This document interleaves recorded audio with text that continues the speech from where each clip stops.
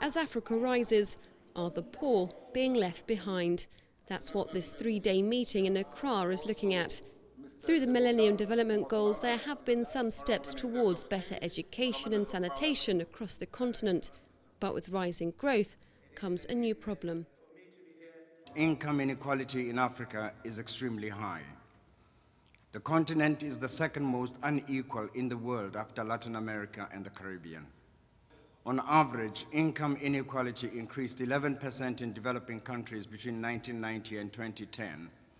And as a result, a significant majority of households in developing countries, more than 75% of the population, are living today in societies where income is more unequally distributed than it was in the 1990s. The United Nations organised this meeting. It brought together political, diplomatic, private sector and civil society leaders. As they look to form post-2015 development goals, it's hoped the issue of inequality will resonate.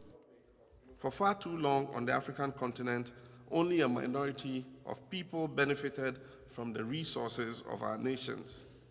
For far too long, our people have been placated with promises of a better future.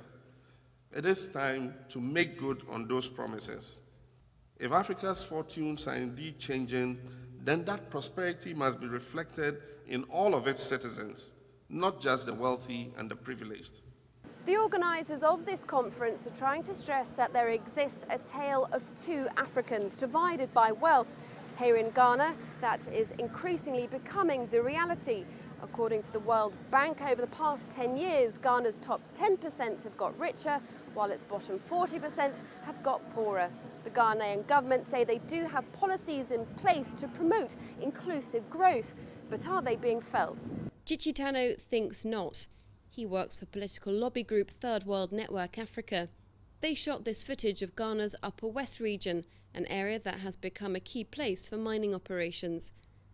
Tano believes the communities that live there haven't benefited from the profits being made from their land. He says many farms have been destroyed with little or no compensation. This could be a picture from hell. Okay, it has every vestige and the same attributes that you will find, for example, in the Niger Delta region in southeastern Nigeria, which is where the oil companies operate. You'll find the similar conditions, the length and breadth of Africa, whether as a result of plantation agriculture, whether the result of mining, whether the result of oil and gas extraction. It's a terrible legacy. Income inequality isn't the only social inequality that exists, but it's the one, according to the United Nations, that is most keenly being felt across Africa. Katerina Vitozzi for CCTV in Accra, Ghana.